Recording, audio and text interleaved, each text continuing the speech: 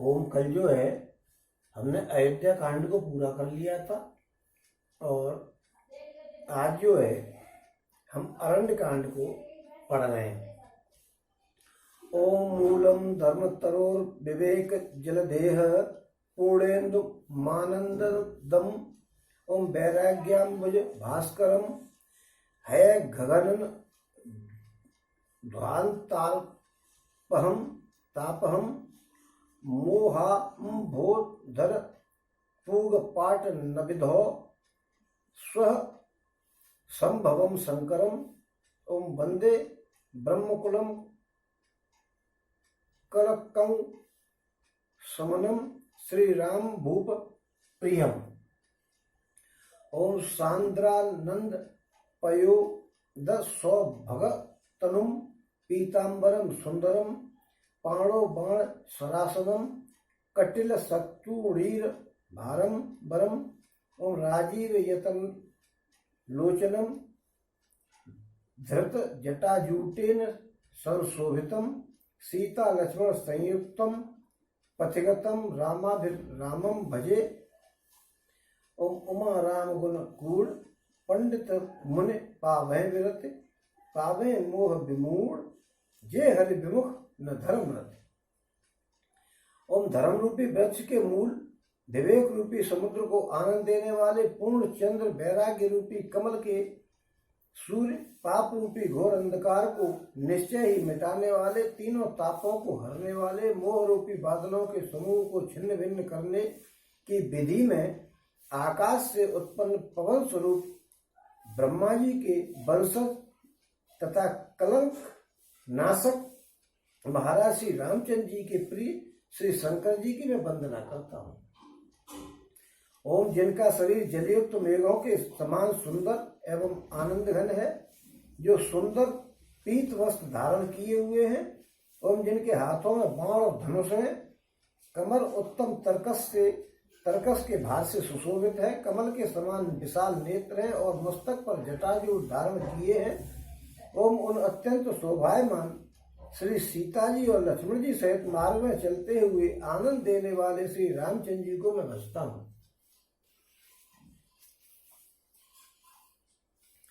ओम हे पार्वती जी श्री रामचंद्र जी के गुण ओम हे पार्वती जी श्री रामचंद्र जी के गुण गूढ़ हैं। पंडित और मुनि उन्हें समझ करके वैराग्य प्राप्त करते हैं, परंतु जो भगवान से विमुख हैं और जिनका धर्म में प्रेम नहीं है वे महामूर्ख मोह को प्राप्त होते हैं। ओम पुरनर भगत प्रीत में गाई मते अनुरूप सुहाई अब प्रभु चरित सुनहो अति पावन करत जे बन सुर नर मुनि भावन। ओम प्रवासियों के और भरत जी के अनुपम और सुंदर प्रेम का मैंने अपनी बुद्धि के अनुसार ज्ञान किया है। अब देवता मनुष्य और मुनियों के मन को भाने वाले प्रभु श्री रामचंद्र जी के अत्यंत पवित्र चरित्र सुनो, जिन्हें वे वन में कर रहे हैं। अब वन के पवित्र चरित्रों को सुनिए। ओम एक बार चुन कुसुम सुहाए निज कर भूषण राम बनाए सीता पहराए प्रभु सादर बैठे फटक शिला पर सुंदर। ओम एक बार सुंदर फूल चुन करके श्री रामचंद्र जी ने अपने हाथों से भांति भांति के गहने बनाए और सुंदर स्फटिक शिला पर बैठे हुए प्रभु ने आदर के साथ वे गहने सीता जी को पहनाए। और सुरपत सुत धर बाय सबेसा सठ चाहत रघुपति बल देखा जिम पिपील का सागर था महामंदमति पावन चाह। और सीता चरण चौंचे हत भागा मूल मंदमति कारण कागा चला रुधिर रघुनायक जाना सीक धनुष सायक संधाना। और एक बार सुंदर फूल चुन करके श्री रामचंद्र जी ने अपने हाथों से भांति भांति के गहने बनाए और सीता जी को उन्होंने पहनाए। देवराज इंद्र का मूर्ख पुत्र जयंत कौए का रूप धारण करके और श्री रघुनाथ जी का बल देखना चाहता है। जैसे महान मंदबुद्धि चींटी समुद्र का था पाना चाहती है। ओम वह मूर्ख मंदबुद्धि कारण से बना हुआ कौआ सीता जी के चरणों में चोंच मार करके भागा, और जब रक्त बह चला तब श्री रघुनाथ जी ने जाना और धनुष पर सींग का बाण संधान किया। तुम अति कृपाल रघुनायक सदा दीन पर नेह, तासन आए कीन चल मूर्ख अवगुण के। ओम श्री रघुनाथ जी को अत्यंत ही कृपा, रघुनाथ जी तो जो कि अत्यंत ही कृपालु हैं और जिनका दीनों पर सदा प्रेम रहता है, उनसे भी उस अवगुणों के घर मूर्ख जयंत ने आकर के और छल किया। देखिए छल जो है, जो इंद्र का पुत्र था, उसने आकर के राम जी के साथ गड़बड़ कर दी। लेकिन मैं आपको एक बात बताना चाहता हूँ, विघ्नेश्वर महाराज जरा कृपा करते रहना, क्योंकि बिना आपकी कृपा के मैं कुछ नहीं कर पाऊंगा। यह एक बात दिमाग में आ रही है कि ये भगवान जी को सूझी क्या थी कि वो उनका श्रृंगार कर रहे थे। भाई कोई तो कारण होगा कि श्रृंगार कर रहे थे। इसका मतलब ये हुआ, आप कुछ भी सोचें और मैं क्या सोच रहा हूं, कि राम जी भी जो वहां पर श्रृंगार कर रहे थे सीता जी का, इसका मतलब उनको तैयार कर रहे थे, क्योंकि रासलीला जो होती है उसके लिए वो उन्हें तैयार कर रहे थे। क्यों सजा रहे थे? बैठे बैठे भगवान का नाम लेते थे, कथाएं पढ़ते थे, लेकिन वो उस समय क्या कर रहे थे कि वो श्रृंगार कर रहे थे, और श्रृंगार करके उनको रास करने का जो विधान है वो करना चाहते थे। लेकिन जयंत के लड़के जयंत ने आकर के और रास के विधान में भंग डाल दी। उसी रास को ऐसा बताया जाता है, देखिए कनेक्शन किया जाता है कि उसी रास को पूर्ण करने के लिए कन्हैया जी ने यहाँ आकर के और महारास की व्यवस्था की है। वो रास जो वहां रह गया अधूरा, क्योंकि उसने तो आगे भी आप सुनेंगे ही कि उसमें बाण मार दिया। बाण मारा मारी का मतलब यह है कि क्रोध आया, और प्रेम में क्रोध आ गया तो फिर प्रेम करने का मन कहाँ रह गया, तो उसमें जो विघन पड़ गई तो रास हो नहीं पाया, रास की तैयारी नहीं हो पाई, तो रास कैसे हो जाता। इसलिए भगवान जी ने उस रास को और कृष्ण जन्म में आकर के और महारास के रूप में फिर पूर्ण किया है, और आज तक वो रास लोगों के हित के लिए चर्चित है। ये वही रास था जो अधूरा वहां रह गया था, क्योंकि राम जी वहां रास करना चाहते थे, नहीं तो सीता जी को सजाने की क्या जरूरत थी, वो तो पहले से ही सुंदर थी। लेकिन जैसे कोई आदमी कहीं जाता है शादी ब्याह में तो ब्यूटी पार्लर पर जाता है, सज की महिलाएं जाती हैं और अच्छे अच्छे कपड़े पहन करके जाते हैं, ऐसे ही वो रास की तैयारी कर रहे थे, तो उनको सजाया जा रहा था कि रास में आप कैसी लगेंगे। और उस रास में इंद्र के लड़के लेके इंद्र पे और इंद्र के लड़के पे नालायकी के काम रहते हैं, कोई भला काम मैंने करते ही नहीं देखा। अब यहाँ पे लड़के ने आकर के विघन डाल दिया और वो रास वहीं अधूरा रह गया, और उसको आकर के भगवान जी ने और द्वापर में पूरा किया है। ओम प्रेरित मंत्र ब्रह्म सरधा चला भाजवाय सभय पावा धर निज रूप गयहु पितु पाही राम विमुख सा राखा ते नाही। ओम भा निराश उपजी मन त्रासा जथा चक्र भय ऋषि दुर्वासा ब्रह्म धाम शिवपुर सब लोका फिरा सुमित व्याकुल भय शोका। और मंत्र से प्रेरित होकर के वो ब्रह्मवाण दौड़ा और कौआ भयभीत होकर के भागा।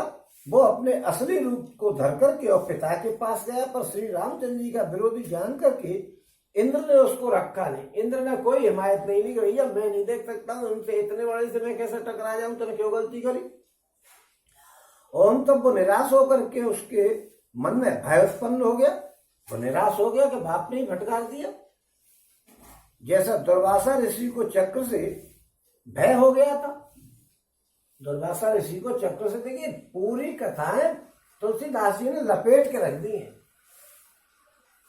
अब दुर्वासा जी को चक्र से भय हो गया था। क्या हो गया था चक्र से भय, ये आप सभी जानते हैं कि जब वो हरिश्चंद्र जी वो कर रहे थे एकादशी जी का उपवास का उद्यापन, तो दुर्वासा जी आए थे और वो नहाने चले गए थे, इसलिए देर हो रही थी और उन्होंने पारायण कर लिया था, पानी से ही पारायण किया था। कुछ ब्राह्मणों से पूछ करके कि पानी से भी पारायण कर लिया, मान लिया जाता है क्योंकि पानी भी अन्न ही है।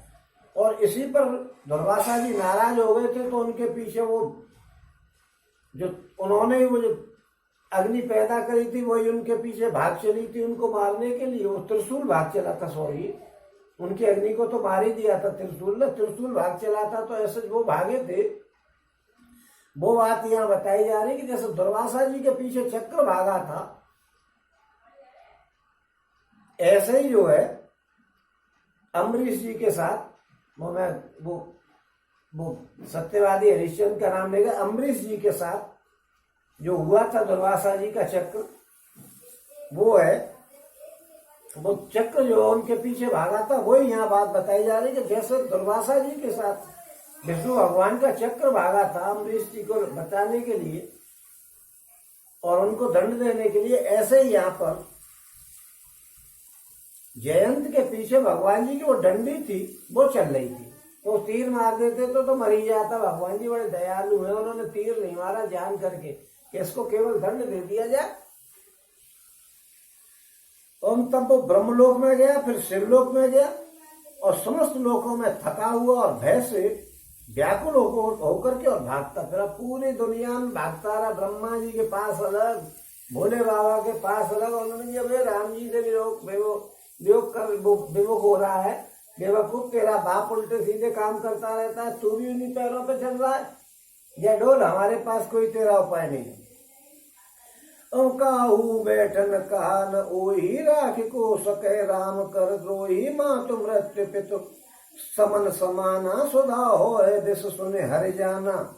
और मित्र करे सतर पुके कर नीता, कहे विदुव धन दीप बेतरनी, सब जग ताहे अन लहु ते ताता, जो रघुवीर विमुख सुन भ्राता।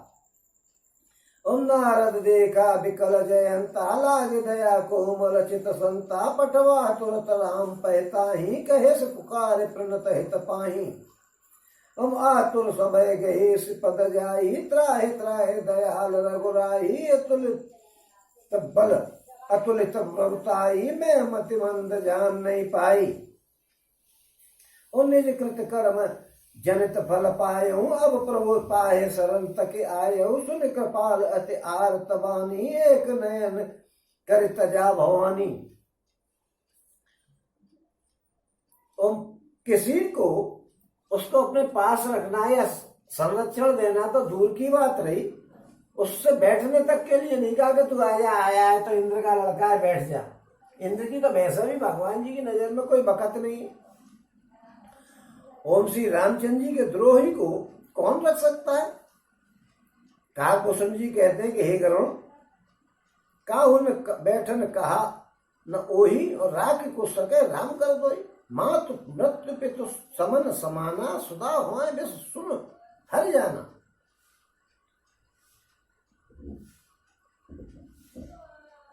ओम हे गरुण सुनिए, उसके लिए माता मृत्यु के समान हो जाती है, पिता यमराज के समान हो जाता है और अमृत विष के समान हो जाता है जो राम जी का विरोधी होता है। ध्यान रखना भैया, राम जी के विरोधी होने से पहले। और मित्र सैकड़ों शत्रुओं की सी करने लग जाते हैं। देव नदी गंगा जी उसके लिए यमपुरी की नदी जो बैतरणी है वो हो जाती है। हे भाई सुनिए, जो श्री रामचंद्र जी के विमुख होता है, समस्त जगत उसके लिए अग्नि से भी कहीं अधिक जलाने वाला हो जाता है। अनल होते ताता, अनल माने अग्नि। ओम नारद जी ने जयंत को व्याकुल देखा तो उन्हें दया आ गई, क्योंकि संतों का चित्त बड़ा कोमल होता है। उन्होंने उसे समझा करके तुरंत श्री रामचंद्र जी के पास भेजा कि वहीं जा। जैसे विष्णु भगवान का चक्र दुर्वासा जी के जब पीछे चल रहा था तो अम्बरीश के पास आए, ऐसे ही जो है उनसे नारद जी ने कहा कि वहीं जा भैया, वही तेरी रखवारी करेंगे। ओम उसने पुकार करके कहा, हे शरणागत के हितकारी, मेरी रक्षा कीजिएगा। ओम आतुर और भयभीत जयंत ने जाकर के श्री रामचंद्र जी के चरण पकड़ लिए और कहा कि हे दयालु श्री रघुनाथ जी, रक्षा कीजिए, रक्षा कीजिए। आपके अतुलित बल और आपकी अतुलित सामर्थ्य को मैं मंदबुद्धि जान नहीं पाया।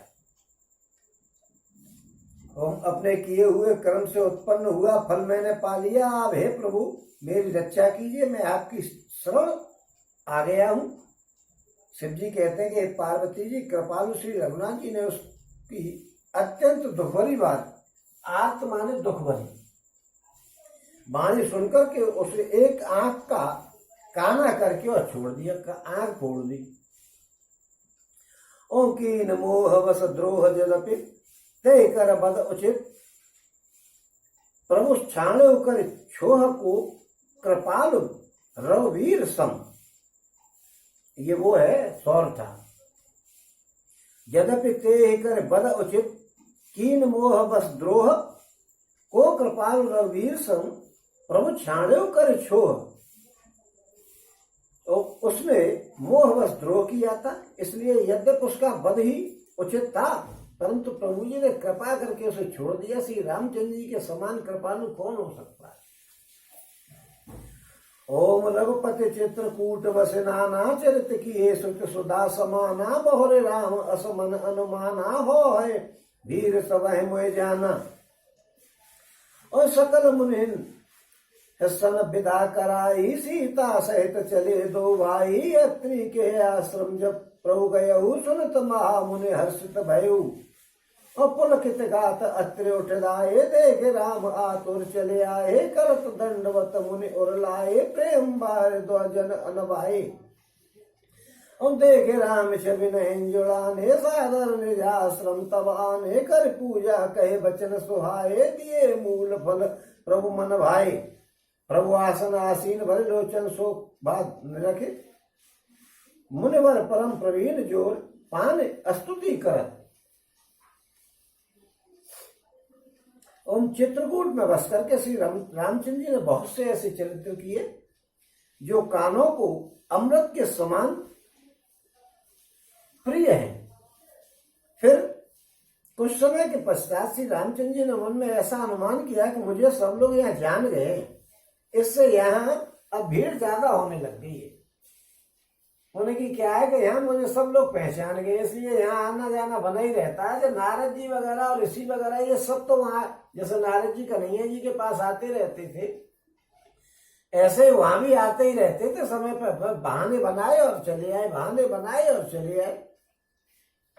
ओम इसलिए सब मुनियों से विदा लेकर के सीता जी सहित दोनों भाई चल दिए। जब प्रभु अत्रि जी के आश्रम में गए तो उनका आगमन सुनते ही महामुनि हर्षित हो गए। ओम शरीर पुलकित हो गया। अत्रि जी उठ करके दौड़े, उन्हें दौड़े आते देख करके श्री रामचंद्र जी और भी शीघ्रता से चले आए। ओम दंडवत करते हुए श्री रामचंद्र जी को उठाकर के मुनि ने हृदय से लगा लिया और प्रेम के आंसुओं के जल से दोनों भाइयों को नहला दिए। ओम श्री रामचंद्र जी की छवि देख करके मुनि के नेत्र शीतल हो गए। तब वे उनको आदर पूर्वक अपने आश्रम में ले आए। पूजन करके सुंदर वचन कह करके मुनि ने मूल और फल दिए जो प्रभु के मन को बहुत अच्छे लगे। ओम प्रभु आसन पर विराजमान है, नेत्र भर करके उनकी शोभा देख करके परम प्रवीण मुनि श्रेष्ठ हाथ जोड़ करके उनकी स्तुति कर रहे हैं। अब स्तुति करने से पहले मैं आपको एक बात बता दूं कि ये चित्रकूट में महाराज करीब 12.5 वर्ष तक रहे थे। मतलब 12.5 वर्ष का समय यहां से जाने में और आने में रह गया। ये यहां से करीब 1.5 साल पहले गए थे, क्योंकि बस 1.5 साल बची थी उनके लौट कर आने में। उस समय तक ये चित्रकूट में रहते, तो वहां पर काफी समय रहे थे। 10-12 साल तो वही काट दिए थे और 1.5 साल में उनको वो सारे काम करने हैं ना, रावण आवण का फैसला करना है सब, तो वो 1.5 साल पहले वहां से चल दिए। जब तक तो उन्होंने वही राक्षसों को मारते रहे चित्रकूट के आसपास जो आया, और अपने ऋषि मुनियों को जिन्होंने करोड़ों वर्षों तक पूजा की थी, तब किया था, उनको वो आनंद देते रहे, क्योंकि भगवान तो अपने भक्तों के हित में रहते हैं। ओम फिर जो है मुनि श्रेष्ठ ने कौन सी स्तुति करी, अब स्तुति को सुन लो जरा। ओम नमामि भक्त वत्सलम कृपालुशील कोमलम भजामि ते पदाम्बुजम अकाम्य नाम स्वधामदम। ओम निकाम श्याम सुंदरम भवाम्बुनाथ मंदरम प्रफुल्ल कंजलोचनम मदाद दोष मोचनम। ओम प्रलंब बाहु विक्रमम प्रभो अप्रमेय वैभवम निसंग चाप सायकम धरम त्रिलोक नायकम। ओम दिनेश वंश मंडनम महेश चाप खंडनम मुनीन्द्र संत रंजनम सुरार वृंद भंजनम। ओम मनोज बैर बंदितम अजात देव सेवितम विशुद्ध बोध विग्रहम समस्त दूषणापहम। ओम नमामि इंदिरापतिम सुखाकरम सताम गतिम भजे सशक्तिम सानुजम सचीपति प्रियानुजम। ओम त्वदम गृह मूल ये नराः भजन्ति हीन मत्सराः पतन्ति नो भवारण में वितर्क बीच संकुले। ओम विभक्त वासिनः सदा भजन्ति मुक्त मुदा निरस्य इंद्रि यांद्रिकम प्रयांति ते गतिम स्वक्कम।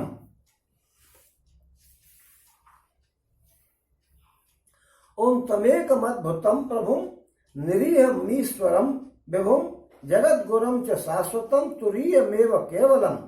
ओम भजामि भाव वल्लभम कुयोग नाम सुदुर्लभम स्वभक्त कल्प पादपम समम सुसेव्य मन बहम। ओम अनूप रूप भूपितम न तो अहम मुर्जिबावतिम प्रसीद में नमामिते पदाब्ज भक्ति देह में। ओम पठन्ति ये स्तवम इदम नराधरेण ते पदम ब्रजन्ति नात्र संशयम त्वदीय भक्ति संयुक्ता। ओम विनती कर पुनि नाय सिर कह कर जोर बहोर चरण सरोवर नाथ जन कबहू तरिया मत मोर। ओम जरा आप इस स्तुति को हिंदी में और सुने। ओम हे वत्सल, हे कृपालु, हे कोमल स्वभाव वाले, मैं आपको नमस्कार करता हूं। निष्काम पुरुषों को अपना परम धाम देने वाले आपके चरण कमलों को मैं भजता हूं। आप नितांत सुंदर श्याम और संसार रूपी समुद्र को मथने के लिए मदराचल रूपी फूले हुए कमल के समान नेत्रों वाले और मद आदि दोषों से छुड़ाने वाले हैं। और हे प्रभु, आपकी लंबी भुजाओं का पराक्रम और आपका ऐश्वर्य अप्रमेय है। अप्रमेय का मतलब होता है असीम, जिसकी कोई सीमा नहीं है, यानी बुद्धि से परे। और आप तर्कस और धनुष बाण धारण करने वाले तीनों लोकों के स्वामी हैं, क्योंकि आपका जो ऐश्वर्य है वो अप्रमेय है, यानी बुद्धि से परे है। बुद्धि तो उसका वर्णन ही नहीं कर सकती है, न अनुमान लगा सकती है। ओम सूर्यवंश के भूषण महादेव जी के धनुष को तोड़ने वाले, मुनिराजों और संतों को आनंद देने वाले तथा देवताओं के शत्रु असुरों के समूह का नाश करने वाले हैं आप। ओम आप कामदेव के शत्रु महादेव जी के द्वारा बंदित ब्रह्मा आदि देवताओं से सेवित विशुद्ध ज्ञानमय विग्रह और समस्त दोषों को नष्ट करने वाले हैं। ओम हे लक्ष्मीपति, हे सुखों की खान और सत्पुरुषों की एकमात्र गति, मैं आपको नमस्कार करता हूँ। ओम हे सचीपति, इंद्र के प्रिय छोटे भाई वामन जी, स्वरूपा शक्ति श्री सीता जी और छोटे भाई लक्ष्मण जी सहित मैं आपको नमस्कार करता हूँ। ओम जो मनुष्य मत्सर रहित होकर के, मत्सर कहते हैं डाह, किसी बात का विशेष गमसा जो हो जाता है उसको कहते हैं मत्सर।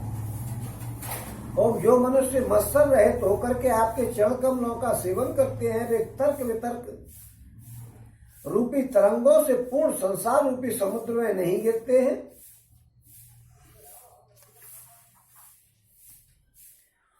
ओम जो एकांतवासी पुरुष मुक्ति के लिए इंद्रिय आदि का निग्रह करके प्रसन्नता पूर्वक आपको भजते हैं, वे स्वकीय गति को प्राप्त होते हैं।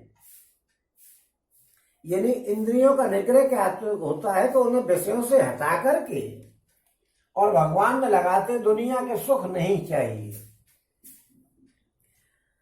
ओम उन आपको जो एक अद्वितीय अद्भुत प्रभु, इच्छा रहित ईश्वर, व्यापक जगतगुरु, सनातन, तुरीय और केवल हैं,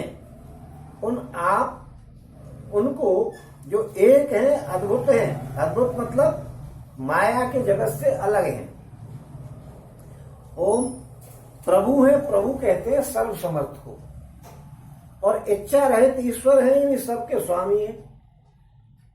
व्यापक जगत गुरु, सनातन, सनातन कहते हैं जो नित्य रहते हैं। अब हमारा सनातन धर्म है तो वो नित्य रहता है, ऐसा नहीं है कि घंटे भर के लिए कहीं चला गया और गायब हो गया। वो वर्षों से सनातन से चला आ रहा है, उसको कहते हैं सनातन, जो वर्षों से चला आ रहा है। ओम तुरीय, तुरीय कहते हैं तीनों गुणों से परे, सत, रज और तम, तीन जो गुण होते हैं उनसे बिल्कुल अलग होता है। और केवल है, यानी अपने स्वरूप में ही स्थित है, एक ही स्वरूप है बस, केवल, ओनली। ओम जो भाव प्रिय कुयोगियों के लिए अत्यंत दुर्लभ, कुयोगी कौन होते हैं? जो विषयों में फंसे रहते हैं। अपने भक्तों के लिए कल्पवृक्ष, कल्पवृक्ष इसलिए कहा गया है कि वो उनकी सभी इच्छाओं को पूरी कर देते हैं। सम यानी पक्षपात रहित, सबको समान देखते हैं और सदा सुखपूर्वक सेवन करने के योग्य हैं। मैं उन्हें निरंतर भजता हूं। ओम हे अनुपम सुंदर, हे पृथ्वीपति, हे जानकीनाथ, मैं आपको प्रणाम करता हूं, मुझ पर प्रसन्न होइए। मैं आपको नमस्कार करता हूं, मुझे अपने चरण कमलों की भक्ति दीजिए। जो मनुष्य जो है इस स्तुति को आदर पूर्वक पढ़ते हैं, वे आपकी भक्ति से युक्त होकर के आपके परम पद को प्राप्त होते हैं, इसमें कोई संदेह नहीं है। और मुनि ने विनती करके और फिर सिर नवा करके हाथ जोड़ करके कहा कि हे नाथ, मेरी बुद्धि आपके चरण कमलों में को कभी छोड़े नहीं, ऐसी मुझ पर कृपा कर दो कि आपके चरण कमलों को छोड़ नहीं देगी। अत्रि जी को तो पहले ही पता थी कि फजीता पड़ गया है जो भगवान जी है, ये भी तो इतनी बड़ी स्तुति करेंगी। साधारण राजा के लड़के की कौन स्तुति कर रहा है, लेकिन उनको जान, क्योंकि ऋषि मुनियों को तो सब पता रहती है कि भगवान जी आ रहे हैं भार उतारने के लिए। मनसुईया के पद गए सीता, मिली बहोर सुशील विनीता, ऋषि पत्नी मन सुख अधिकाई, आशीष दे निकट बैठाई। और दिव्य वसन भूषण पहराए, जे नित नूतन अमल सुहाए, कहे ऋषि बधू सरस मृदुवानी, नारे धर्म कछु ब्याज बखानी। ओम फिर परम शीलवती और विनम्र श्री सीता जी अत्रि ऋषि की पत्नी के पास यानी अनुसुईया जी के पास गई और उनके पैर पग छुए, और ऋषि पत्नी के मन में बड़ा सुख हुआ। जाकर के देखिए, बहू बेटियों का क्या काम है कि बड़ी बूढ़ी देखिए और तुरंत पैर छुए, उनसे बड़ी बूढ़ी का मन बिल्कुल प्रसन्न हो जाता है। और उनकी जेब में 10 रुपए हो तो अभी 100 रुपए का आशीर्वाद दे देती है, 1000 का भी दे जाए तो भी कोई बात नहीं। जैसे ही वो बहू जो है, बहू बेटी जो पैर छुएगी बड़ी बूढ़ी के, तो वो फौरन आशीर्वाद, पूता फलो सुहागिन बनी रहे, जो पूतो फलो, जो दूध जाए, जो कल चीज की कमी नहीं, दुनिया भर के आशीर्वाद दे देगी, चाहे उसकी अंटी में कुछ नहीं हो, लेकिन वो आशीर्वाद दिए चली जाएगी क्योंकि उसका मन प्रसन्न हो जाता है कि ये मेरे पैरों को छू रही है। पैर छूने का भी विधान है। कभी कभी ऐसा भी हो जाता है कि अपने से नीची कास्ट के पैर नहीं छूने चाहिए। और एक बात तो मैंने एक पुस्तक में पढ़ा था कि विधवा स्त्री के भी पैर छूने का अधिकार नहीं है। अगर आप विधवा स्त्री के पैर छू रहे हो तो गलत कर रहे हो। मैं कोई भी बात कहता हूं पुस्तक में पढ़ी होगी जब भी कहूंगा, नहीं तो मैं नहीं कहूंगा आप किस पुस्तक में पढ़ी है, इससे कोई मतलब नहीं। तो विधवा स्त्री के पैर छूने, लेकिन अगर विधवा मां है तो वो विधवा नहीं है, वो तो मां है। वो विधवा कहां रही, वो तो मां रही। और मां के समान समझ करके आप कर रहे हो तो ये भगवान ही मालिक है कि उसका क्या एंड है या क्या सही है, ये मैं निष्पक्ष होकर के निर्णय नहीं कर पाऊंगा। लेकिन मैंने ऐसा पढ़ा है कि विधवा महिलाओं के पैर नहीं छुए जाते हैं।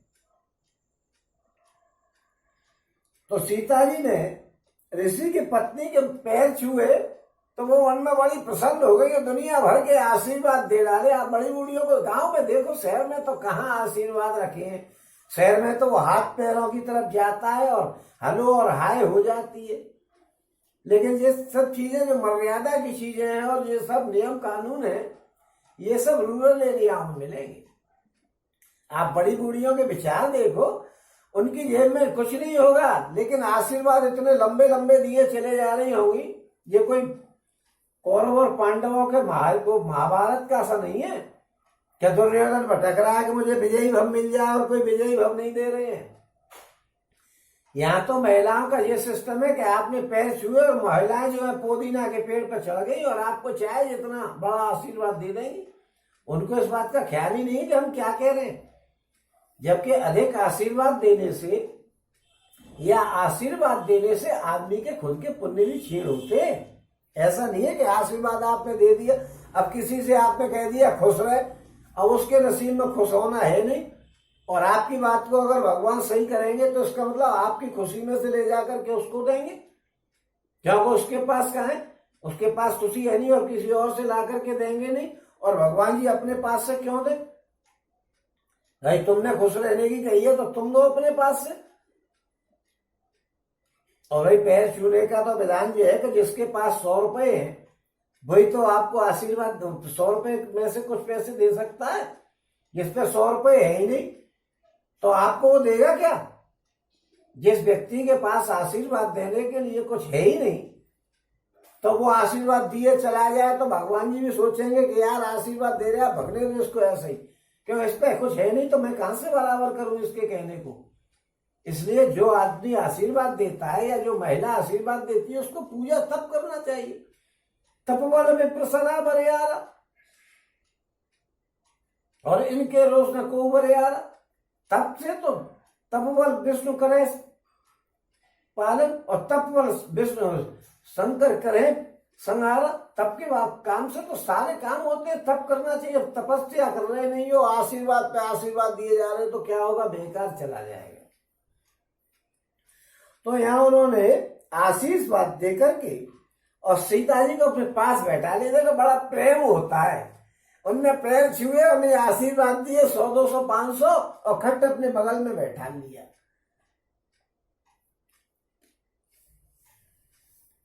और दिव्य वसन भूषण पहराए, जय नित्य नूतन अमल सुहाए और कर ऋषि बधु सरस मृदवानी, नार धर्म कछ ब्याज बखानी। और उन्हें ऐसे दिव्य वस्त्र और आभूषण पहनाए जो नित्य नए और निर्मल और सुहावने बने रहते थे। देखिए कितनी खुश हो गई।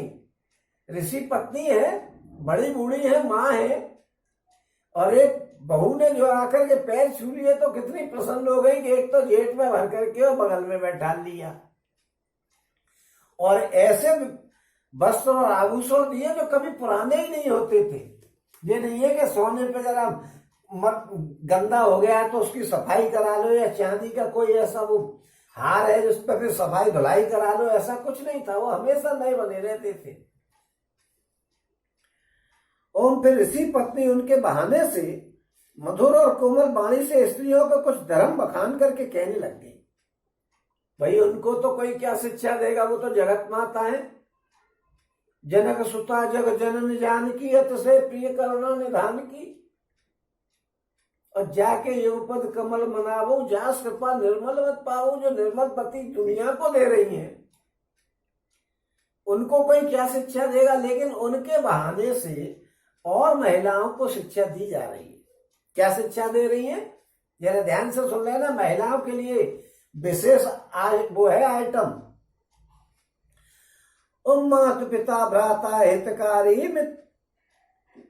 मित प्रद सब सुन राजकुमारी। अमित दान भरता वैदेही, अदम सुनार जो सेवन तेही। धीरज धर्म मित्र और नारी, आपत काल पर किए चारी। रोग बड़ जस जड़ धनहीना, निवदिर क्रोधी अत दीना। ऐसे उपति पर किए अपमाना, नार पाव जन पर दुख नाना। एक ही धर्म एक व्रत नेमा, काय वचन मन पति पद प्रेमा। और जगत बताचार विदे ही वेद पुराण संत सब कही उत्तम के असबस मन माही सपदेव आन पुरुष जग नाही। और मध्यम पर पति देख कैसे भ्राता पिता पुत्र निज जैसे धर्म विचार समझ कुल रही सो निष्कट त्रिय श्रुति अस कही। और बिन अवसर भयते रह जो ही जाने अधम नार जग सो ही पतिवंचक पर पति रत करही रौरव नरक कल्प सत परही। और उन्होंने क्या सीख दी है, ये आजकल के लोगों के लिए शिक्षा है, जगत माता को क्या शिक्षा देना। लेकिन आज के लोगों के लिए ये तुलसीदास जी ने बड़ा टिपिकल मामले से बनाई है। रामचरितमानस के एक शब्द में भी कोई ये नहीं कह सकता है कि ये यहाँ गलत लिखा हुआ। और पूरी दुनिया की राजनीति से लेकर के प्रेम भाव और सब आदर्शता पूरी मर्यादाओं का पालन करके भर के रख दिया है। इस पुस्तक को तो मैंने बताया ही था उस दिन कि लोगों ने पूछा था सूरदास जी से, फिर बता दूं कि भाई ये एक बात बताओ, आप बड़े कवि हो या तुलसीदास जी कवि बड़े कवि हैं। तो सूरदास जी ने कहा करे यार, सूरदास जी तुलसीदास जी कवि कहाँ है? कवि तो मैं हूं, मेरी कविता है बाकायदा। कि तुलसीदास जी कह रहे तुलसीदास जी कवि थोड़ी, कवि तो मैं हूं और मेरी कविता बहुत कविता है मेरी। तो भाई मैंने तुलसीदास जी क्या कर गए? करे उन्होंने तो मंत्रों की रचना की है भाई, उन्होंने कविता कहाँ करी है? वो तो मंत्र है, एक लाइन पढ़ लो रोज आपका कल्याण हो जाएगा। ये ओरोना कोरोना सब दूर रखा रहेगा। आप जरा भगवान की कृपा तो पाइए। एक श्लोक, वो तो श्लोक है, सबरे मंत्र है, वो कहीं कविता नहीं है। लोगों ने कहा भाई तुलसीदास जी ने कविता नहीं की। कि नहीं भैया, उन्होंने कविता कहाँ की है, वो तो मंत्र है। तो ये मंत्र है, आप इनका उच्चारण मन में करो या जोर से करो। मंत्र मंत्र है, वैसे मंत्र का उच्चारण तो मन में करना चाहिए जिससे कोई सुने नहीं, क्योंकि मंत्र का जब किया जाता है तो वो मन में बोला जाता है। ऐसा ही कुछ नियम है।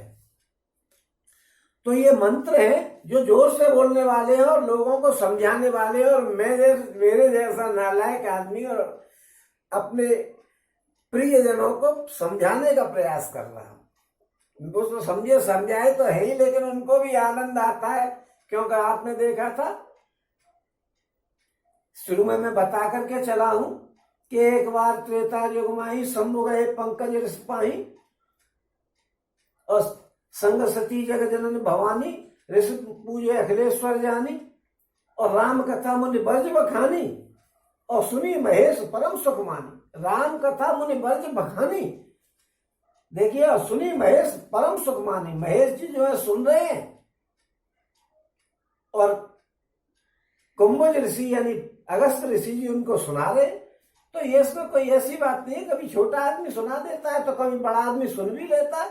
और ऋषि पूछे हरि भगत सुहाई और कही महेश अधिकारी पाई। फिर ऋषि जी ने पूछी तो वो ऊंचे पे बैठ गए और ऋषि जी नीचे पे बैठ गए। क्योंकि कथा सुनने का एक नियम है कि आप व्यास गद्दी से ऊंचे पर नहीं बैठ सकते। आपको अगर कथा सुननी है तो नीचे ही आना पड़ेगा। इसी बात का तो भ्रम हो गया था उनको, सती जी को करे ये मेरा पति है पूरे दुनिया का भगवान, और जिस साधारण आदमी की कथा सुन करके और साधारण आदमी से कथा सुन रहा है और नीचे बैठ करके इतने साधारण आदमी को ऊपर बैठा दिया और खुद नीचे। इसी के चक्कर में तो एक जीवन जाना पड़ा था, क्योंकि भ्रम हो गया था, एक जीवन चला गया। तो मैं भी ऐसा ही प्रयास कर रहा हूं कि कुछ उसको मैं तो पहले सुनाने का तो वैसा मेरा विधान है ही कि मैं सुनाता तो ही, अपनी पूजा भी इसी में यही शामिल है, मेरी यही पूजा है भैया। और मेरे प्रेमियों को तो मैं जब भी फुर्सत मिलती है जीवन के धंधों से तो सुनाते ही रहता हूं। और इस बार मैंने थोड़ा सा अधिक लोगों को सुनाने का विचार कर लिया। वैसे तो अधिक लोग कोई बचता ही नहीं है जिसको मैं नहीं बुलाऊं। मैं तो सबको बुला लेता हूं, दुनिया भर के लोगों को, ऐसा कोई छोड़ता ही नहीं हूं कि मैं किसी को नहीं बुलाऊं। ये कथा तो आप लोग अपनी कृपा से सुनते रहते हैं, मैं क्या सुना रहा हूं। आपने मुझे इस लायक बना के बैठा दिया, हालात नॉर्मल कर दिए तो कथा हो रही है, आप हालात को खराब कर दोगे तो कथा बिल्कुल नहीं हो। तो ये तो आप अपने आप सुन रहे हैं, इसमें मेरी कोई वो नहीं। तो ऐसे ही ये बात बता रही है माता जी, सीता जी को जगत माता को बता रही है, वहां भोले बाबा को वो सुना रहे थे अगस्त जी, यहाँ जगत माता को बता रही है। जगत माता को केवल इसलिए बता रही है कि आजकल की महिलाएं सुने।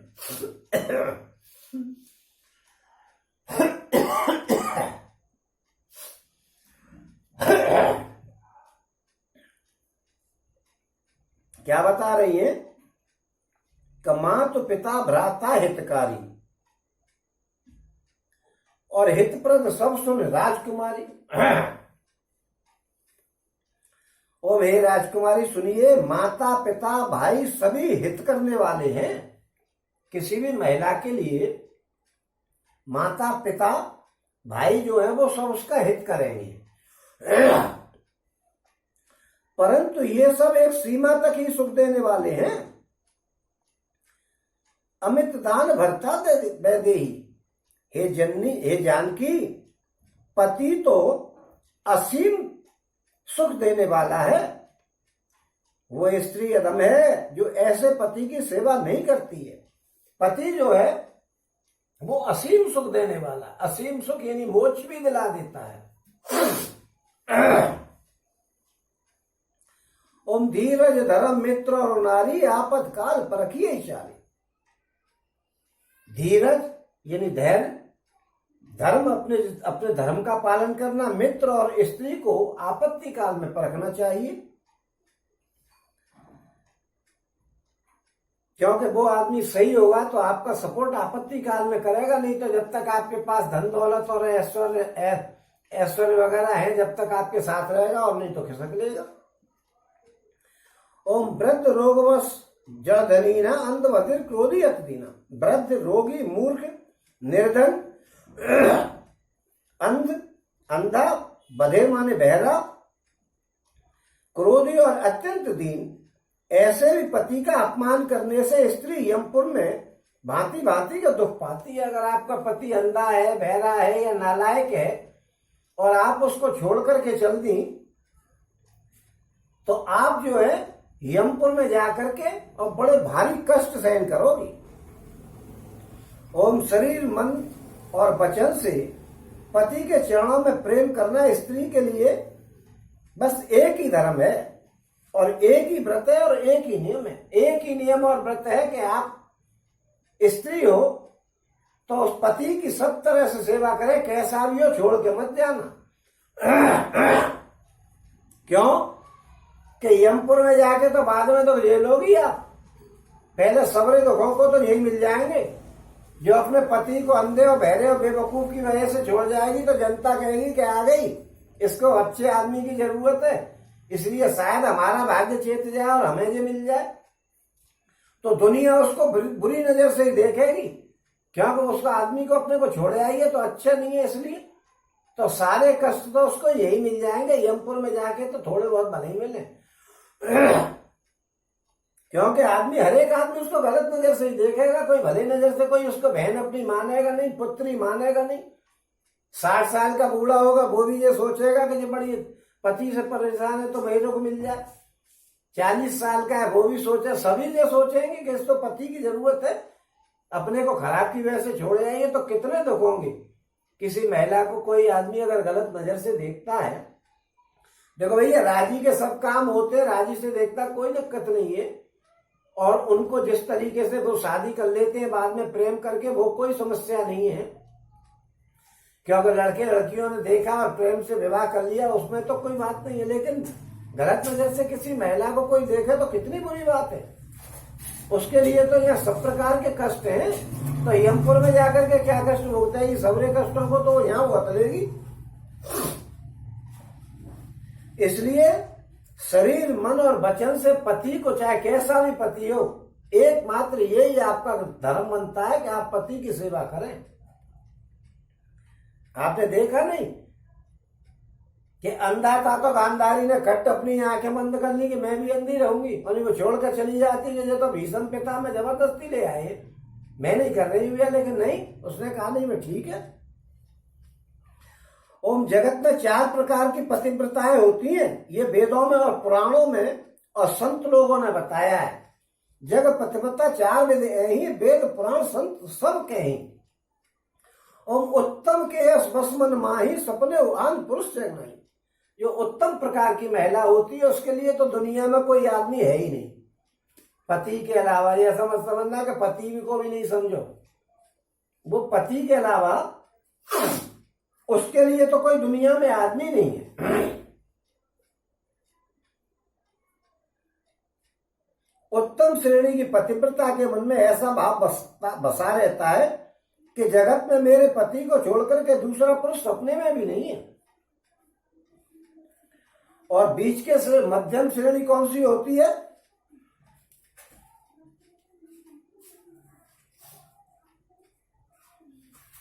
और मध्यम श्रेणी की पतिव्रता पराये पति को कैसे देखती है?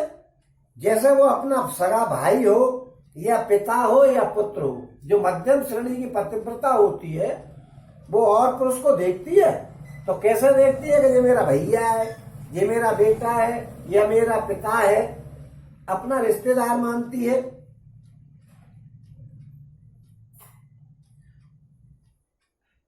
और जो धर्म को विचार करके और अपने कुल की मर्यादा समझ करके बची रहती है वो तीसरे नंबर की स्त्री है। जो धर्म को विचार करके कि नहीं मेरा धर्म जैसा बनता है कि जो पति मिला उसी के साथ रहो, दूसरे आदमी की तरफ मत जाओ दूसरे आदमी के लिए, वो स्त्री जो है वो तीसरे नंबर की पतिव्रता है। धर्म पे तो रह रही है, कम से कम धर्म की से तो डर रही है। मन में तो आ रही है कि दूसरा पति देख लूं, कोई प्रेमी देख लूं, लेकिन मन में क्या है कि धर्म खराब हो जाएगा, इसलिए धर्म से बच करके वो अपने पति की सेवा में लगी रहती है। वो तीसरे प्रकार की पतिव्रता है, ऐसा वेद कहते हैं। और बिन अवसर बहते रहे जोई, और जाने अधम नार जग सोई। और जो स्त्री मौका नहीं मिलने के कारण और भय के कारण पतिव्रता बनी रहती है कि मौका नहीं मिल पा रहा किसी और आदमी के संग जाने आने का, और भय से वो पतिव्रता का ड्रामा करती रहती है, जगत में उसी स्त्री को अधम जानना चाहिए। मौका नहीं मिल पा रहा है इसलिए पति के संग रह रही है। वैसे तो मन में ये लग रही है कि इसके संग चली जाऊं तो उसके संग चली जाऊं, वो स्त्री अधम है वो पतिव्रता, क्योंकि मौका ही नहीं मिल रहा है तो नियम तो धारण करना ही पड़ रहा है। ओम पति को धोखा देने वाली जो स्त्री पराये पति से रति करती है वो तो 100 कल्प तक रौरव नरक में पड़ी रहती है। भैया देखो एक बात बता दो, 100 कल्प तक नरक में क्या पड़ेगी? पति से मिलकर के, प्रेमी से मिलकर के पति को मार देगी तो फिर पहले तो वो जेल में जाएगी, वही नरक है। आप ये और ध्यान रखें भाई साहब, जेल क्या है? नरक है। हॉस्पिटल क्या है? नरक है। वहां पे जाकर के देखो, कोई पैर ऊपर करके पड़ा हुआ है तो कोई रिश्ता साफ कर रहा है जेल में, कोई कुछ कर रहा है, आप जाकर के तो देखिए, तो ये सब नरक के बाद स्थान है। ओम पति को धोखा देने वाली जो स्त्री होती है और अपने प्रेमी के साथ भाग के रहती है या प्रेमी से बात करती है, पति को धोखा देती है। पति घर में बैठा है, कोई बात नहीं है, पति नौकरी पे गया और उन्होंने प्रेमी को बुला लिया, ऐसा करने वाली जो पत्नियां होती हैं वो 100 कल्पों तक रौरव नरक में पड़ती हैं। और जो अंजाम दे दिया मौत का पति को तो वो जेल में जाकर के सड़ती हैं और पुलिस वाले उनको ठीक कर देते हैं। क्षण सुख लागे जन्म सतकोटि, दुख न समझते समको खोटी, बिनु श्रम नारे परम गति लहि, पतिव्रत धर्म क्षण छल गई। और पति प्रतिकूल जन्म जह जाई, विधवा होए पाए तरुण आई। ओम क्षण भर के सुख के लिए करोड़ों जन्मों के दुखों को वो समझती नहीं है। क्षण भर के सुख के लिए कल किसी और पति के साथ, प्रेमी के साथ भाग गई या चली गई या संबंध जोड़ लिए, भागी नहीं, घर में ही रह करके संबंध जोड़ लिए, तो वो थोड़े समय के सुख के लिए ये नहीं जानती है कि उसका अंत क्या है। उसको करोड़ों जन्मों तक कष्ट सहन करना पड़ता है और जवानी में ही विधवा हो जाती है। अगले जन्म में फिर डोलती है कि तुझे आदमी नहीं मिलेगा, बुरी नजर से ही देखेगा दुनिया वाला। जो आदमी पति के साथ, वो औरत पति के साथ धोखा करती है वो जवानी में ही विधवा हो जाती है, फिर दुनिया उसको गलत नजर से ही देखती है, भली नजर से कोई देखता ही नहीं है। कि डोल परमानेंट व्यवस्था को छोड़ करके और आदमी बुरी नजर रखने लग जाता है। इसलिए जो है महिलाओं को ध्यान रखना चाहिए, जो स्त्री छल छोड़ करके पतिव्रत धर्म को ग्रहण करती है वो बिना ही परिश्रम के परम गति को प्राप्त हो जाती है। एक पति पकड़ लिया, उसी के संग जीवन निकाल दो तो आपको परम गति मिल जाएगी। और आपने 2-3 पति करे तो समझ लो भगवान की कृपा तुम पे ऐसी हो जाएगी कि पहले तो अगर पति को मार दिया तो जेल, और नहीं मारा मान लो पति घर में ही रहता है, वो गया और पीछे से तुमने दूसरा प्रेमी बुला लिया तो समाज में तो थू थू हो जाएगी। हर एक आदमी तुमसे भी यही सोचेगा कि मैं भी इसके पास आ जाऊं, वो भी इसके पास, तो उसका जीवन तो खराब है। पता तो गांव वालों को लगी जाती है। ओम किंतु जो पति के प्रतिकूल चलती है वो जहां भी जाकर के जन्म लेती है वो जवानी में ही विधवा हो जाती है। अगर पति के प्रतिकूल चलेगी तो जवानी में ही अगले जन्म में विधवा हो जाएगी। आप सोच रहे ना गलत काम किया तो जीवन खराब है, ये जीवन खराब नहीं, ये तो है ही, वो भी आगे वाला भी खराब है। उस सहज अपावन नार पति सेवत शुभ गति लहे, जसु गावत सुत चार अजहू तुलसी का हरे प्रिय। और सुन सीता तब नाम सुमेर, नार पतिव्रता करही, तोय प्राण प्रिय राम कहे, कथा संसार हित। ओम स्त्री जन्म से ही अपवित्र है। देखिए भैया ये तुलसीदास जी कहलवा रहे हैं अनुसुईया जी पैसे कि स्त्री जन्म से ही अपवित्र है, किंतु पति की सेवा करने से वो अनायास ही सुगति को प्राप्त हो जाती है। स्त्री जन्म से ही अपवित्र है। आप ये मत समझो कि स्त्री कभी पवित्र है, जन्म से ही अपवित्र है। सहज अपावन नार पति सेवत शुभ गति लहे। सहज अपावन स्वभाव से ही अपवित्र है, औरत अपवित्र होती है, किंतु पति की सेवा करने से अनायास ही सुगति को प्राप्त कर जाती है। ओम आज भी तुलसी जी भगवान को प्रिय हैं और चारों वेद उनका यश गाते हैं। आज भी तुलसी जी भगवान को, जो तुलसीदास जी नहीं वो तुलसी जी प्रिय है, क्योंकि उन्होंने तुलसी जी के साथ धोखा कर दिया था। अब लंबी कथा को मत कराओ भाई, बहुत लंबी कथा हो जाती है और आज मुझे कहीं तो जाकर के रुकना ही है, पूजा का निश्चित समय है। तो जो भगवान ने उनके साथ छल कर दिया था उस राक्षस को मारने के लिए, वो पतिव्रता स्त्री के दम पे ही चल रहा था। एक राक्षस था, उसका नाम मुझे ध्यान नहीं है, तो वो जो है अपनी पतिव्रता स्त्री के दम पे चलता था, उसको कोई मार नहीं पाता था, भोले बाबा भी उसको नहीं मार पाए। तो लोगों ने प्लान बनाया कि ये कैसे मरे। तो विष्णु भगवान ने क्या किया कि उसकी पत्नी के साथ धोखा कर दिया। पति का उसके का रूप बना करके उसके पास पहुंच गए और धोखा उसके साथ कर दिया। जब उसको पता लगा तो उसने विष्णु भगवान को शाप दिया कि जा तुम 100 ग्राम पत्थर का हो जा। तो वो भगवान जी 100 ग्राम हो गए। लेकिन जब विष्णु भगवान जी ने उसको स्वीकार किया था, उस महिला को, बिंद्रा को, उसका नाम बिंद्रा था, तो फिर उन्होंने उसको छोड़ा नहीं कि तू मुझे साप दे ले और चाहे शराब दे ले, मैं तुझे छोड़ूंगा नहीं। और उसको इतना प्रेम किया उनको कि तुलसी जी के साथ 100 ग्राम जी आज भी मशहूर है और भगवान को इतने प्यारे हैं कि उनका जो है यश गाते हैं वेद भी। ये तुलसी जी उनका दुनिया भर में यश गाती है और उनको ऐसा बना दिया है कि हर जगह जहां पौधा तुलसी जी का नहीं होगा वहां तो कोई सुख और शांति मिल ही नहीं सकती है। इसलिए तुलसी जी का पौधा तो घर में अवश्य होना चाहिए। वास्तु दोष भी उससे दूर हो जाते हैं अगर घर में आपके में तुलसी जी का पौधा है तो, और आपको उसे सींचना चाहिए। तो तुलसीदास जी ने ये कहा है कि जो तुलसी जी है वो आज भी भगवान को प्रिय है और वेद और पुराण गाते हैं, क्योंकि विष्णु भगवान ने उनके साथ किया तो धोखा था, लेकिन क्या करें, हालात उनके वो जाने क्या थे, और धोखा करने के बाद आज तक उनको अपनाया है। और हे सीता जी सुनो, तुम्हारा तो नाम ही लेकर के स्त्रियां पतिव्रत धर्म का पालन करेंगी, तुम्हारे नाम को लेकर के ही पतिव्रता हो जाएंगी। तुम्हें तो श्री रामचंद्र जी प्राणों के समान प्रिय, तुम्हें थोड़ी ही शिक्षा दे रही हूं मैं। ये पतिव्रत धर्म की कथा जो मैंने बताई है, ये तो संसार की स्त्रियों के लिए है। उस निजान की परम सुख पावा, सादरता सुचरण सिर नाभा, तब मुनि सन कह कृपा निधाना, ऐसो हो जाओ वन आना। और संत तबो पर कृपा करे, सेवक जानते जेव जन नेहु, धर्म धुरंधर प्रभु के बानी, सुन सप्रेम बोले मुनि ज्ञानी।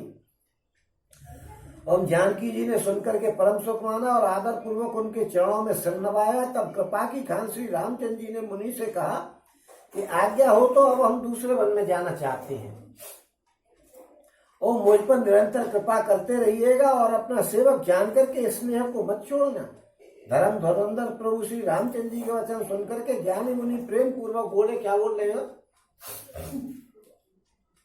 उन जा सुकृपा अज शिव सनकाद, तुम जा सुकृपा अज शिव सनकादि, चहत सकल परमारथ वादी, ते तुम राम अकाम प्यारे, दीन बंधु मृदु वचन तो उचारे।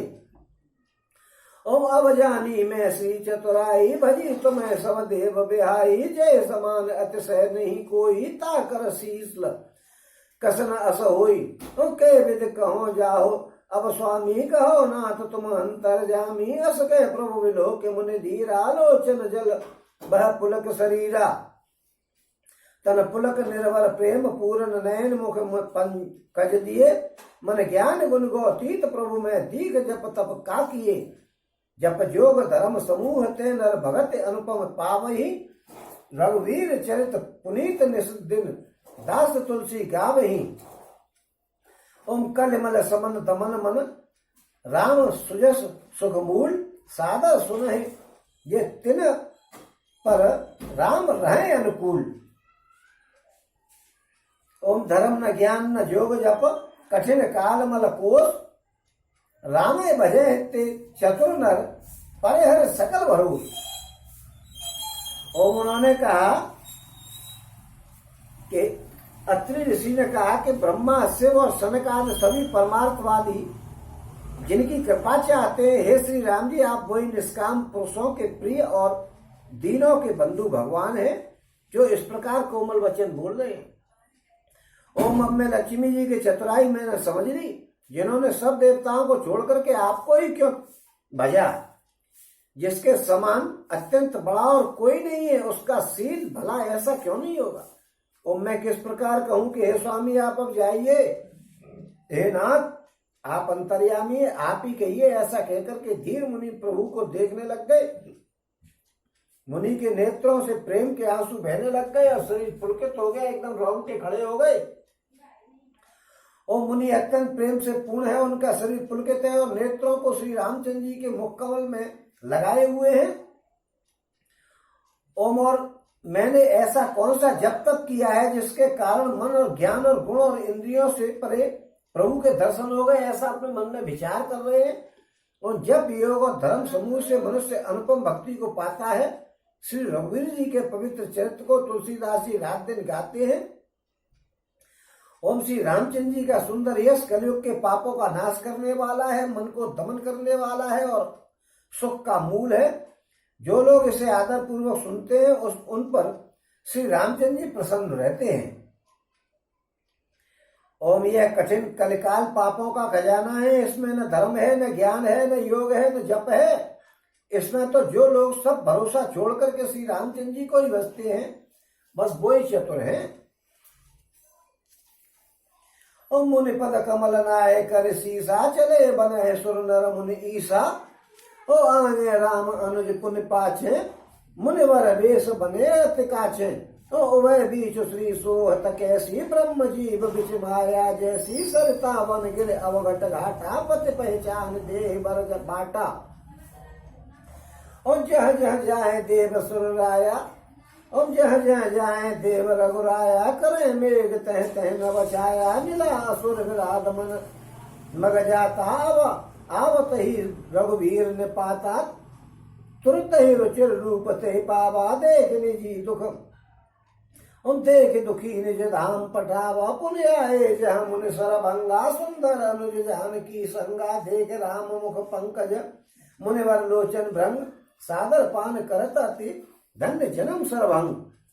ओ मुनि के चरण कमलों में सिर नवा करके देवता मनुष्य और मुनियों के स्वामी श्री रामचंद्र जी वन को आगे चल दिए। अत्रि ऋषि के आश्रम को छोड़ करके और आगे चल दिए। 1.5 साल ही तो रह गई है लौटने में, तो जहां तक जाना है पहुंच तो जाए वहां रावण के पास तक। ओम आगे श्री रामचंद्र जी और पीछे उनके छोटे भाई लक्ष्मण जी दोनों मनुष्यों मुनियों के सुंदर भेष बनाए हुए अत्यंत शोभित हो रहे हैं।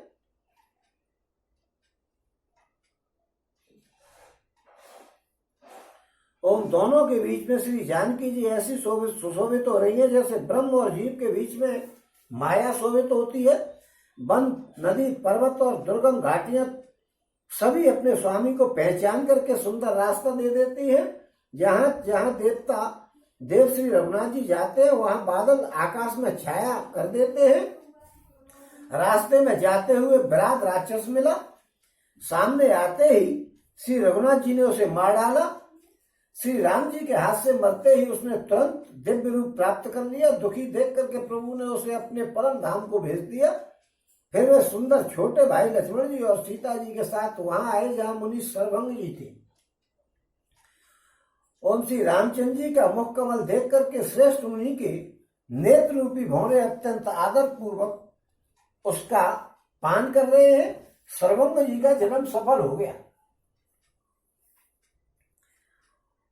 कह मुनि सुन रघुवीर कृपाला शंकर मानस राम बराला जात रहे वरंच के धामा सुने श्रवण वन है रामा उचित मत पंत रहे दिन राति प्रभु देख जड़ानी चाहती नाथ सकल साधन में ही ना कीन कृपा जान जन दीना और सो कछ देव नमो न्योरा निज पन राखे उपजन मन चोरा तब लगे रहो दीन हित लागी जब लगे मिलो तुम है तन त्यागी और जो वजक के जप तप व्रत कीना प्रभु कह दे भगत बर लीना है सर रचे मुनि सरभंगा बैठे हृदय क्षण सब संगा सीता अनुसमेत प्रभु नील जलद तनु श्याम मम ही बसो निरंतर सगुन रूप श्री राम। ओम जब से मैं दिन रात आपकी राह देख रहा था, ये मुनि के पास पहुंच गए तो मुनि ने कहा कि हे कृपालु, हे शंकर जी के मन रूपी मान सरोवर के राजहंस सुनिए, मैं ब्रह्मलोक को जा रहा था। इतने में ही कानों से सुना कि श्री रामचंद्र जी वन को आ गए। देखिए वो ब्रह्मलोक को जा रहे थे, तो उन्होंने सोचा राम जी आ रहे तो यार दर्शन तो करके ही चलेंगे। ओम तब से मैं दिन रात आपकी राह देख रहा था। आज प्रभु को देख करके मेरी छाती शीतल हो गई। और प्रभु हे नाथ, मैं सब साधनों से हीन हूं, आपने अपना दीन सेवक जान करके मुझ पर कृपा की है। देखिए यहाँ पे वैसे पुरुष की छाती नहीं होती है, छाती महिला की होती है।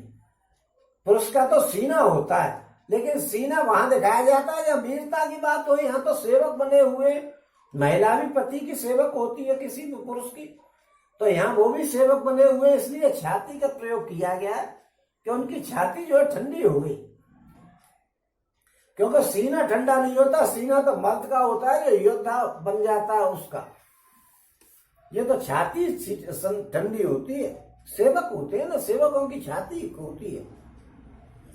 ओम हे देव, यह कुछ मुझ पर आपका एहसान है। ये मुझ पर आपका कोई एहसान नहीं है कि आपने मुझे दर्शन दिए हैं। मैं सब साधनों से हीन हूं, आपने अपना दीन सेवक जान करके मुझ पर कृपा करी है। हे देव, यह कुछ मुझ पर आपका कोई एहसान नहीं है। हे भक्त मंचोर, ऐसा करके आपने अपने प्रण की रक्षा की है। अब इस दीन के कल्याण के लिए तब तक यहाँ ठहरिए जब तक मैं शरीर को छोड़ नहीं दूं।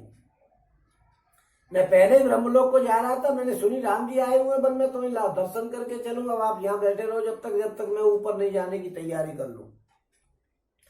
ओम योग जप यज्ञ तप और जो कुछ व्रत आदि भी मुनि ने किया था वो सब प्रभु को समर्पण करके बदले में भक्ति का वरदान ले लिया।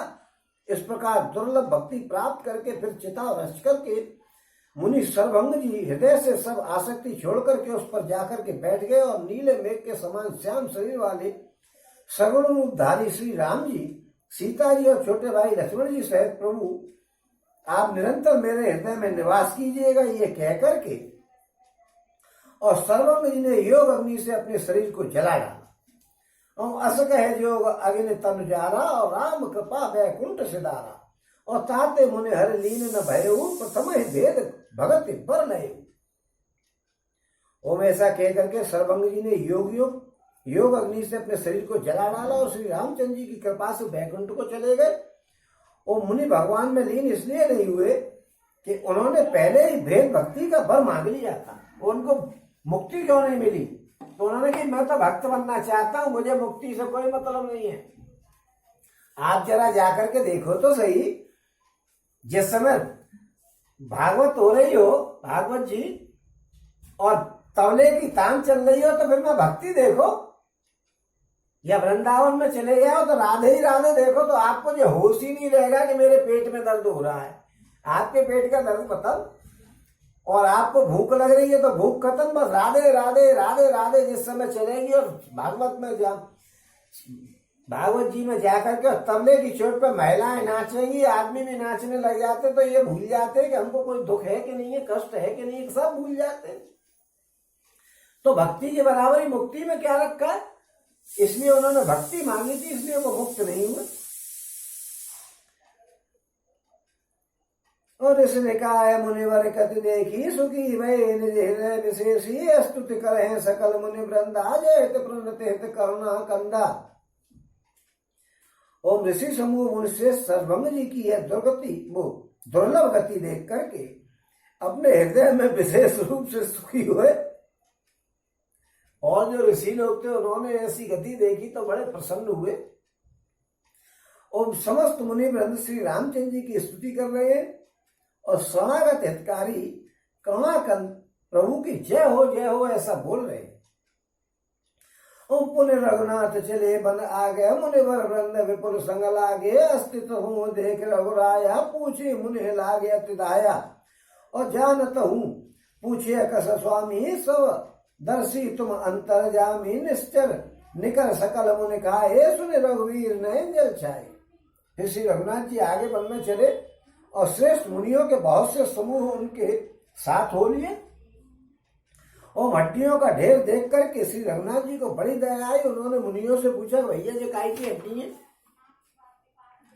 और मुनियों ने कहा कि हे स्वामी आप समदर्शी हैं और अंतर्यामी हैं और सबको जानते हुए भी आप हमसे पूछ रहे हैं। राक्षसों के दलों ने सब मुनियों को खा डाला है, ये उन्हीं की हड्डियों के डेरे। यह सुनते ही श्री रामचंद्र जी के नेत्रों में जल भर आया और निश्चरहीन करो महित भुज उठाए पर कीन सकल मुनि के आश्रम है जाए जाए सुखदीन। और श्री रामचंद्र जी ने भुजा उठा करके प्रण किया कि मैं पृथ्वी को राक्षसों से रहित कर दूंगा। फिर समस्त मुनियों के आश्रम में मैं जा करके उन्होंने दर्शन और बात करने का सुख दिया। ओम मुनि अगस्त कर शिष्य सुजाना नाम सुति जन रत भगवान मन क्रम वचन राम पद सेवक सपने हुआ न भरोसा न देवक। हम प्रभु आगमन श्रवण सुनि पावा करत मनोरथ आतुर धावा हे विद दीन बंदे रघुराया मोसे सट पर करहि दाया। और सहित अनुज मोहि राम गोसाई मिले है निज सेवक की नाही मोरे जिय भरोस दृढ़ नाही भगत विरत न ज्ञान मन माही। और नहीं सतसंग जोग जप जागा नहीं दृढ़ चरण कमल अनुरागा एक बान करुणा निधान की सो प्रिय जाके गति न आन की।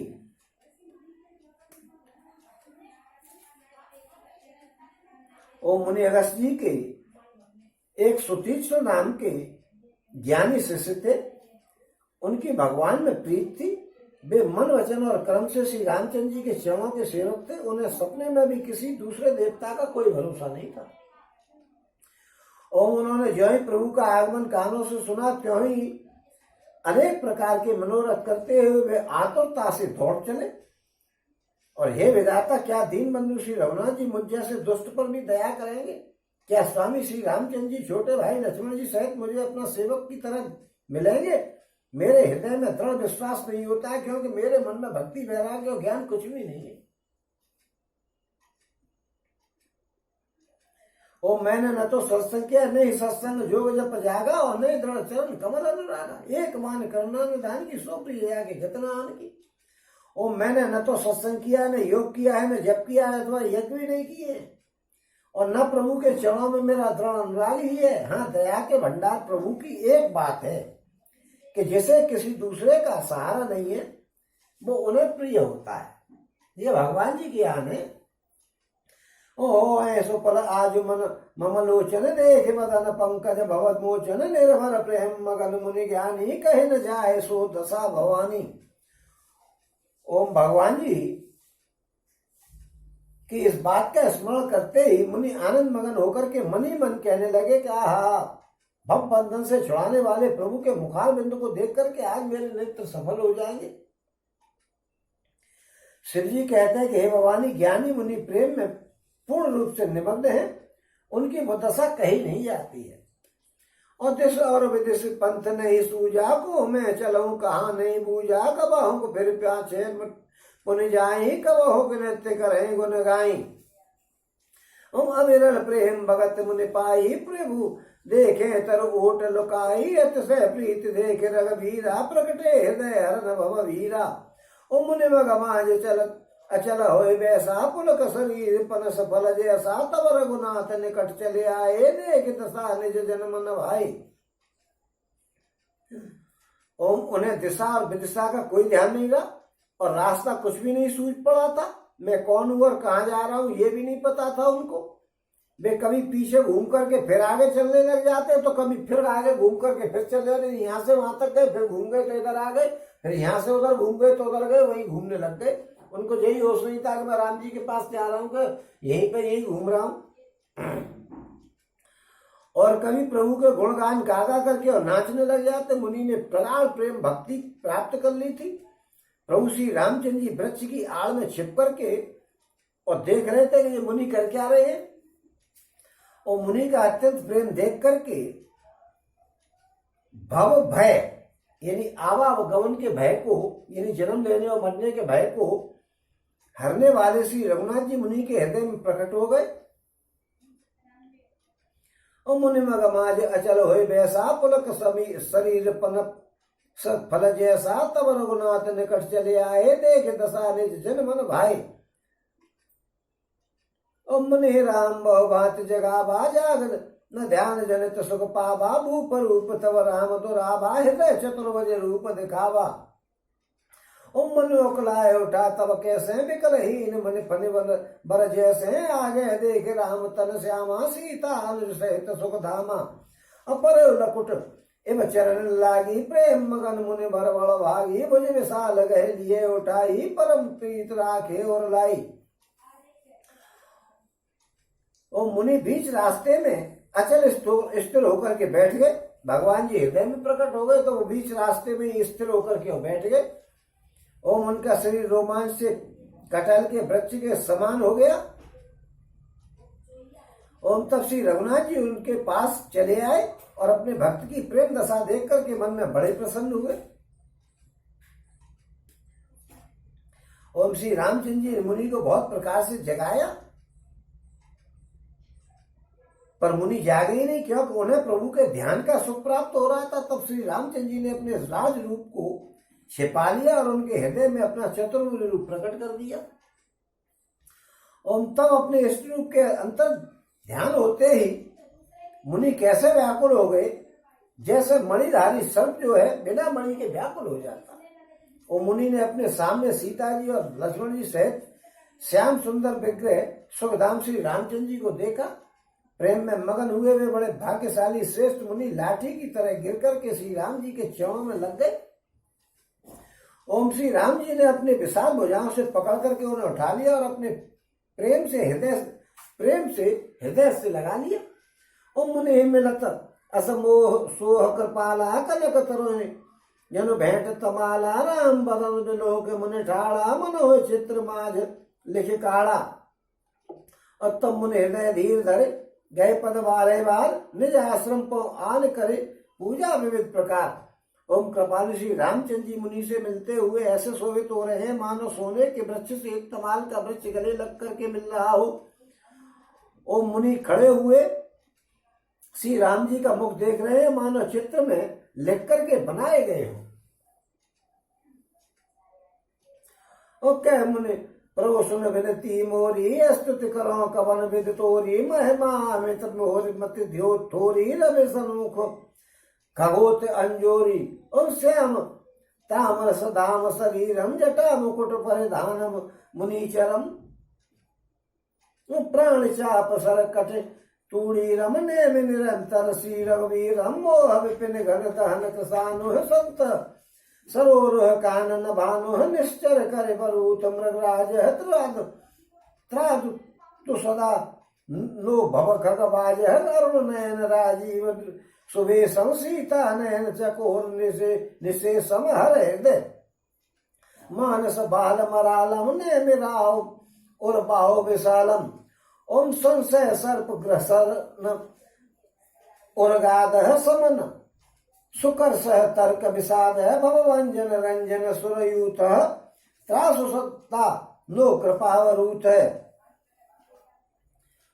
और निर्गुण सगुण विषय समरूपम ज्ञान गिरास गौतीत मनु तम और अमल मलिक मन बद्ध पमार अनल मखिल मन बद्धम पारम नौमि राम भजन भंजन महि भारम ओम भक्त कल्प पादप आरामम ओम भक्त कल्प पादप आराम है तर्जन क्रोध लोभ मद काम है न अतिनागर भव सागर सेतु है त्रासु सदा दिन कर कुल केतु है ओम अतुलित भुज प्रताप बल धाम है कलिमल विपुल विभंजन नाम है धर्म नर मद गुण ग्राम है संतत तनो तुम रामम राम और यद्यपि ब्रज व्याकुल अविनाशी सबके हृदय निरंतर वासी तदपि अनुज श्री सहित खरारी वसत मन से मन कांचन चारी और जे जाने ते जानो स्वामी सगुन अगुन और अंतर जामी जो कौशलपति साजिब नहना करो सो हृदय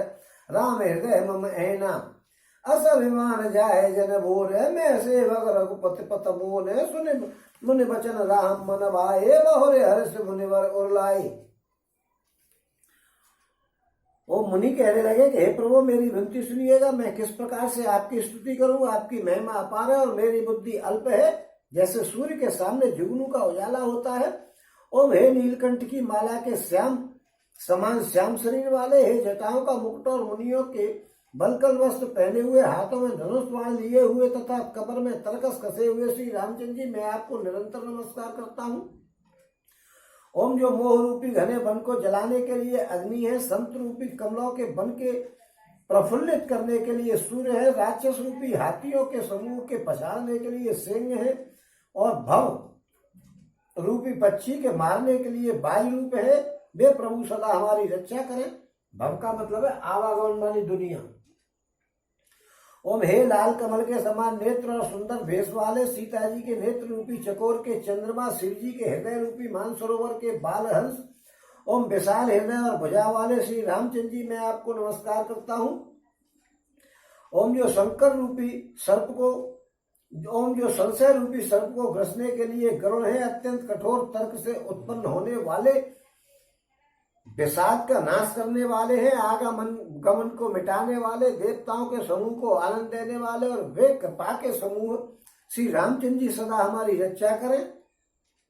ओम हे निर्गुण सगुण विषम और समरूप, हे ज्ञान वाणी और इंद्रियों के से अतीत, हे अनुपम निर्मल संपूर्ण दोष रहित अनंत एवं पृथ्वी का भार उतारने वाले श्री रामचंद्र जी, मैं आपको नमस्कार करता हूँ। ओम जो भक्तों के लिए कल्प वृक्ष के बगीचे हैं, क्रोध लोभ मद और काम को हरने वाले हैं, अत्यंत ही चतुर और संसार रूपी समुद्र से तरने के लिए सेतु रूप है, वे सूर्य कुल की ध्वजा श्री रामचंद्र जी सदा मेरी रक्षा करें। ओम जिनकी भुजाओं का प्रताप अतुलनीय है और बल के धाम है, जिनका नाम कलयुग के बड़े भारी पापों का नाश करने वाला है, जो धर्म के रक्षक है और जिनके गुण समूह आनंद देने वाले हैं, वे श्री रामचंद्र जी निरंतर मेरा कल्याण का विस्तार करें, मेरे कल्याण का विस्तार करें। ओम हृदय पे आप निर्मल व्यापक अविनाशी और सबके हृदय में निरंतर निवास करने वाले हैं। निर्मल व्यापक अविनाशी, निर्मल यानी बिल्कुल साफ स्वच्छ, और व्यापक यानी दुनिया भर में व्यापक, और अविनाशी जिनका कभी नाश नहीं हो सकता है।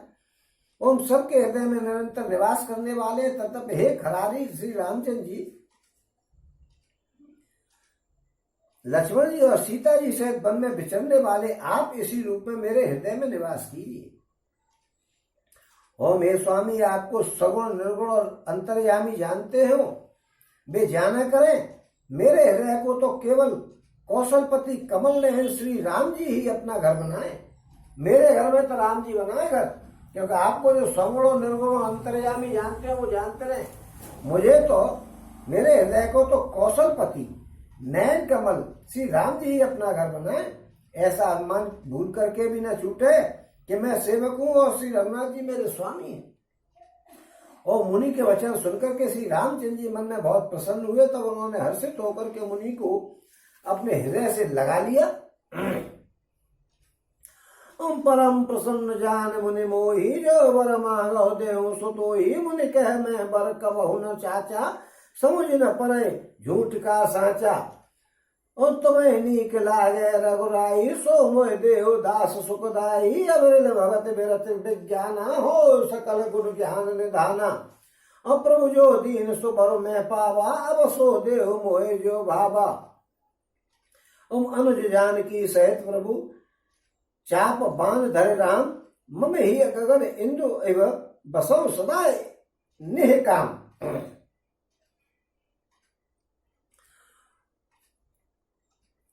वो मुनि ने कहा कि, राम जी ने कहा कि मुनि, मुझे परम प्रसन्न जानो और जो वर मांगो वो मैं तुम्हें दे दूंगा। मुनि सुतीक्षण ने कहा कि मैं तो वर कभी मांगा ही नहीं है, मैंने तो कभी वर मांगा ही नहीं है और न मैं मांगना चाहता हूं। मुझे समझ में ही नहीं पड़ता कि झूठा क्या है और सत्य क्या है, क्या मांगू और क्या नहीं मांगू। और मैं रघुनाथ जी, दासों को सुख देने वाले हे भगवान जी, आपको जो अच्छा लगे वो मुझे दीजिए। श्री रामचंद्र जी ने कहा कि हे मुनि, तुम प्रगाढ़ भक्ति वैराग्य विज्ञान और समस्त गुणों तथा ज्ञान के निधान हो जाओ। और तब मुनि प्रभु से बोले कि प्रभु ने जो वरदान दिया वो तो मैंने ले लिया, अब मुझे जो अच्छा लग रहा है वो और दे दो। देखो बेईमानी हो रही है, भगवान के साथ हम बेईमानी कर लेते, मिल रही है तो अपने आप दे दो, वो तो दे ही दो। अब मेरी एक चीज और रहेगी, वो और दे दो मुझको। हे प्रभु, हे श्री रामचंद्र जी, छोटे भाई लक्ष्मण जी और सीता जी से धनुष बाण धारी आप निष्काम होकर के मेरे हृदय रूपी आकाश में चंद्रमा की भांति सदा निवास किया कीजिए। एक बार मेरे हृदय में आप तीनों जने, सीता, राम और लक्ष्मण जी, मेरे हृदय में धनुष लेकर के हर समय रहा करें। ओ मस्त करे रमा निवासा, हर्ष चले कुंभजर से पासा। बहुत दिवस गुरु दर्शन पाए, भय मोहे आश्रम आए। और अब प्रभु संग जाओ और पाही अब प्रभु संग जाओ गुरु पाही। तुम कह नाथ ने हो रा नाही, देख कृपा निधि मुनि चतुराही। लिए संग बेहसे दो भाई, हम पंथ कहत निज भगत अनुपा। मुनि आश्रम पहुंचे सुरभूपा, तुरत सुरीचन गुरु पह गए हु। कर दंडवत कहत अस भयउ। ओम श्री रामचंद्र जी ने ऐसा ही हो ऐसा उच्चारण करके लक्ष्मी निवास श्री रामचंद्र जी हर्षित हो गए। भगवान जी ने कह दिया कि ऐसा ही होगा, हम तुम्हारे हृदय में रहेंगे। ओम ऐसा उच्चारण करके लक्ष्मी निवासी रामचंद्र जी हर्षित हो गए और अगस्त ऋषि के पास चल दिए। तब सुतीक्षण जी बोले कि गुरु अगस्त जी का दर्शन पाए और इस आश्रम में आए मुझे बहुत दिन हो गए, बहुत दिन से मैंने भी गुरु जी के दर्शन नहीं किए, चलो मैं भी चलता हूँ। और अब मैं भी प्रभु आपके साथ गुरु जी के पास चलता हूँ। इसमें हे नाथ, आप पर मेरा कोई एहसान नहीं है। मुनि की चतुरता देख करके कृपा के भंडार श्री रामचंद्र जी ने उनको अपने साथ ले लिया। दोनों भाई हंसने लग गए और रास्ते में अनुपम भक्ति का वर्णन करते हुए देवताओं के राजेश्वर श्री रामचंद्र जी अगस्त मुनि के आश्रम पर पहुंचे। और सुतीक्षण तुरंत ही गुरु अगस्त जी के पास गए और दंडवत करके और ऐसा कहने लगे। क्या कहने लगे? नाथ कौशलाधीश कुमारा, आए मिलन जगत आधारा। राम अनुज समेत बेदेही निश्चित देव देव जपत हौ जेई। और सुनत अगस्त तुरते उठदा हे हरे वो बिलो किलो चन जल जाए। मुनि पद कमल पर है दो भाई से अति प्रीत लिए और लाई। और सादर कुशल पूछ मुनि ज्ञानी आसन बर बैठारे आनी। पुनि कर बहु प्रकार प्रभु पूजा मोय सम भाग्यवंत नहीं दूजा। जह लग रहे अपर मुनि वृंदा हर से सब बिलो के सुख कंदा। और उन्होंने जाकर के और अयोध्या नाथ के राजा श्री दशरथ जी के उन्होंने जाकर के और दंडवत करके मुनि से कहा कि हे नाथ, अयोध्या के राजा दशरथ जी के कुमार जगदाधार श्री रामचंद्र जी छोटे भाई लक्ष्मण जी सहित और सीता जी सहित आपसे मिलने आए। और जिनका हे देव आप रात दिन जप करते हैं वो आए। ओम यह सुनते ही अगस्त्य जी तुरंत उठ करके दौड़े। भगवान को देखते ही उनके नेत्रों में और प्रेम के आंसुओं का जल भरे आया। दोनों भाई मुनि के चरण कमलों पर गिर पड़े। ऋषि ने बड़े प्रेम से उन्हें हृदय से लगा लिया उठा करके। और ज्ञानी मुनि ने आदर पूर्वक कुशल पूछ करके उनको ला करके श्रेष्ठ आसन पर बैठाया। फिर बहुत प्रकार से प्रभु की पूजा करके कहा कि मेरे समान भाग्यवान आज कोई दूसरा है ही नहीं। और वहां जहां तक जितने भी अन्य मुनिवर थे सभी आनंद कंद श्री रामचंद्र जी के दर्शन करके हर्षित हो गए। मुनि समूह में बैठे सन्मुख सब की ओर शरद इंद्र तन चितवत मानव निकर चकोर सियावर रामचंद्र पर जय शरणम शंकर हरिओम जय जय सिया राम जय जय हनुमान हरि की जय। ओम मंगल भवने मंगल हरि नमो सुदर्शन तजर्वे हरि दीन दयाल संभारी हरो नाथ संकट भारी। और मुनियों के समूह में श्री रामचंद्र जी सबकी ओर सम्मुख होकर के बैठ गए। अर्थात प्रत्येक मुनि को ऐसा लग रहा था कि ये मेरी तरफ ही देख रहे हैं। ऐसा जान पड़ता है मानो चकोरों का समुदाय शरद पूर्णिमा के चंद्रमा की ओर देख रहा हो। अब यहाँ पे आकर के